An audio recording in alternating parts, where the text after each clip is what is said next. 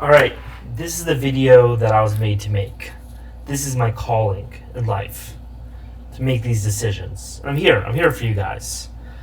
We're going to decide what cultures own what foods. There's always been arguments. It started out, in my mind, avocado toast versus chips and guac. Like, look at these. People act as if these two foods are different. They are not. These are the same exact foods. Like, if you look at them next to each other, they're the same exact thing. So who owns this? Is it white girls or is it Mexicans? It's an easy one. This one goes to Mexico. Just chronologically, like this is, they've been making this food. By the way, I just want to make a statement. If you want to go into these comments with like facts and information and history, I'm not interested. I'm not interested. This is purely on a gut level. But the Mexicans got this one. Avocado toast is basically a bougie spin on chips and guac. You can't just order chips and guac for yourself at a restaurant, but if you get toast, which is basically a giant chip, and put avocado on it, which is basically guac, with some tomatoes and stuff, it's the same stuff. So avocado toast is bougie chips and guac for people who don't want to order chips and guac at brunch, and I understand. Now, I know that chips and guac are a staple of the white girl community, so I'm gonna throw you a bone. You lost chips. You lost avocado toast. What you get instead, though, are acai bowls. Huh? Acai bowls are pretty great. Now you might be saying, Paul, acai is Brazilian. Why are you giving this to white women? Here's why. I am in Brazil right now. I've spent about 2 months in Brazil, and acai in Brazil is not like acai bowls. They do not serve it in the acai bowl way. And you gotta give the white girls props. They took the acai that's served like this, and they made it dope. They made it way doper. So the white girls, you get acai bowls. By the way, it's just like a quick side note.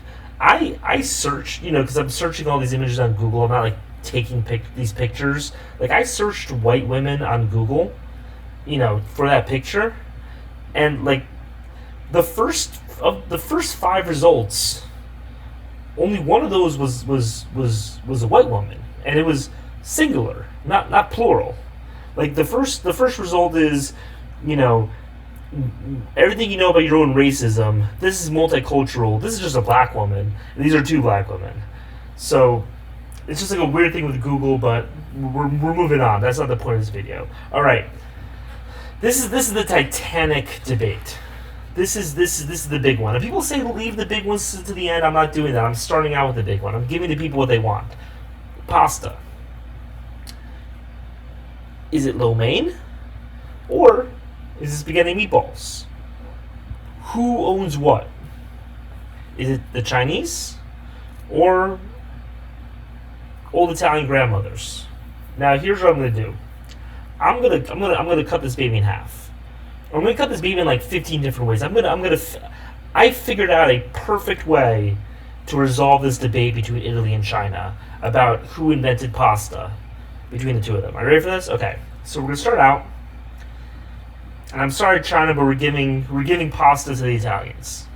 Okay? They're getting pasta. Lo mein is now Italian food. Okay? But wait, here's what I'm giving you in return. In the dumplings versus calzone debate, dumplings and calzones are now Chinese food. Huh? Now you might be thinking, but Paul, calzones aren't even really a part of Italian cuisine. Why, why do we care? Of course dumplings are Chinese food. Hear me out. You get all dumplings.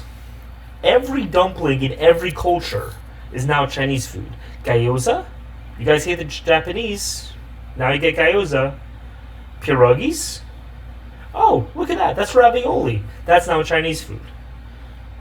Tortellini, Chinese food. Even empanadas, Chinese food. Huh? Sounds good, right? This is a pretty good deal. And just to show you how earnest I am about this, just to show you how much I want everyone to get along, you get Boston cream donuts too. There's not even meat in that, but I'm giving that to you. I'm giving that to you because I'm trying to make peace between cultures, okay? Any bread with meat in it is Chinese food from now on, plus Boston cream donuts. Now, the Italians might be looking at me and saying, hey, Paul, like, obviously we love our pasta. Pasta's very important in our culture, but gave away a lot there. I'm not sure if we're okay with this trade. I'll give you a little back, Italians, okay? Here's what you get back. Quesadillas versus pizza. This has been a stalking horse of mine for a long time. When you eat a quesadilla, it's a pizza, in my mind. Right? What do you put on it? You put salsa on it. Sour cream, that's another type of cheese, right? What is that? That is bread, that is cheese, that's tomatoes. That's a pizza. So from now on, quesadillas are pizzas. And anything quesadilla adjacent is now a pizza too. Anytime someone puts bread, cheese, and something tomatoey, that's a pizza. You won that one. Look, the point is, Italians, you got pasta, and you got a quesadilla too. Like, this is a good trade. You should be happy with it. All right, moving on. Now, the Mexicans might be upset that they lost quesadillas. I understand. Like, you shouldn't even have had a fight about chips and guac. That should have just been yours. I'm sorry about that, but I just wanted to set the stage. Lost quesadillas. You're on the ropes. Here's what I'm giving you. I'm giving you 2 margaritas, but not just margaritas. Any fruity drink. I don't mean like that as like a pejorative for cat. I mean like a drink with fruit in it. An alcoholic beverage that's based on fruit is now Mexican food. It's margaritas. It's daiquiris. Mojitos. I'm even giving you appletinis. Not martinis. Appletinis. We're going to split that, okay? Martini is whoever invented that. Italians, I guess. You get appletinis. You get any derivation of martini is now Mexican, okay? Sangria. That's now Mexican. Spanish came over, took your culture. Now you get a little bit of their culture back. You're welcome. Caparinas. This is the thing that really boiled it over for me. I'm in Brazil. They're drinking caparinas. Sorry, guys. Those are called margaritas. Call it whatever you want. It's a margarita. And pina coladas, too. You get pina coladas. And even the song Pina Colada is now a Mexican song. That's now a Mexican song. Pretty good deal, in my opinion. Because think about how many times people consume fruit-based beverages all the time, and you get all of those. All those royalties go to Mexico. Do you see how great this is? Like we're really fixing these problems here. I think that every party so far has gotten a pretty good deal. All right, where are we going for now? We're going to Japan. Japan's pretty sad. Okay, Japan, you lost gyoza. You lost yakisoba. That's now Italian food. I'm sorry, it just is. And you just saw China get all this stuff. There's not much that I can give Japan, but here is what I will give you. I'm giving you poke bowls. Poke bowls are now Japanese food. They should have always been Japanese food, but they're now official Japanese food. Like, poke bowl is cheap sushi. That's what poke bowls are. We've decided that. No appeals process. Poke bowls are cheap sushi. Decided, okay? Now the Hawaiians might be getting a little bit mad because you just lost poke bowls. Poke bowls are great. It's a Hawaiian export. I understand that. Probably shouldn't have ripped off the Japanese, but okay. Here's what we're gonna do for the Hawaiians, okay? Any pineapple-based food from now on is Hawaiian food. So pulled pork with pineapple, that's now you. Pineapple pizza, that's now you. Anytime someone drinks a drink out of a pineapple, that is now Hawaiian food. And this is important, okay? A margarita in a glass is Mexican food. A margarita in a pineapple is Hawaiian food. Okay? See that? Makes sense? I'm even giving, look, coconut. Do you see that? That's Hawaiian food. Anytime someone consumes a beverage out of a fruit, that's Hawaiian food. Okay? I think that's a clear distinction between, like if they consume it out of a vegetable, I guess that would kind of have to go back to court. We'll relitigate that, but like, why would anyone like consume a drink out of a bell pepper? All right. Now, the one thing I can't give you, and this is because I need to give it to somebody else, is al pastor tacos. Because al pastor tacos are served with pineapple. Everyone knows this. I need these for another case.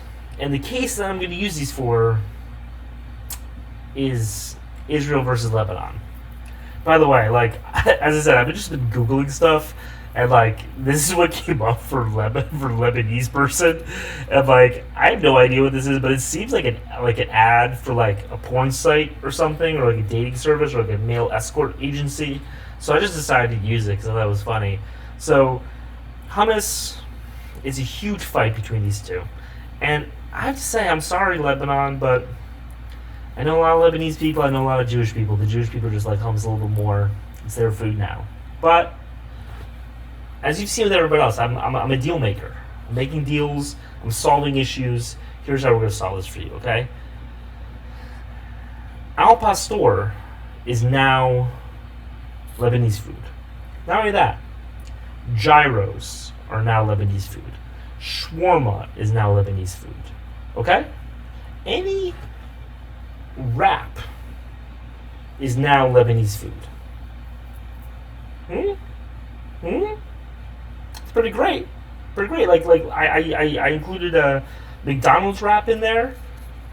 They're like crispy chicken wraps. It's a pretty good deal.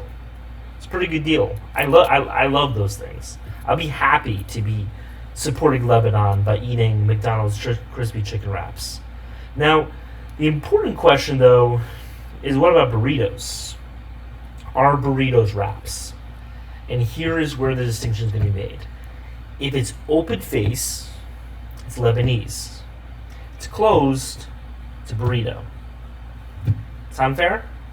So look, you got the wraps. This is open on the other side. This is open. These are all open. That's all Lebanese food. A burrito, Mexican food. I can't, like, look, you just saw I navigated such a delicate balance with Mexico, and you just got al pastor. Like, you can't be asking for al pastor and burritos.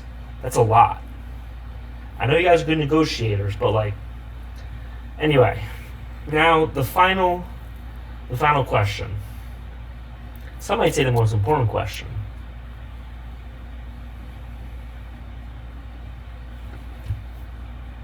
Who does pizza belong to?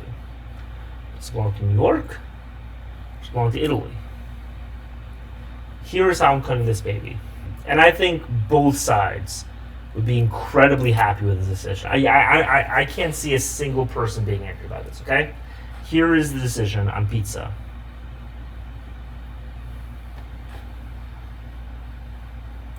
A cheese slice, that type of pizza, that's New York. Neapolitan, that's Italian. How does that sound? That sounds pretty great. And like when we talk about Chicago or Detroit, that's not pizza, so that doesn't even count. But like, you're getting a cheese slice like this.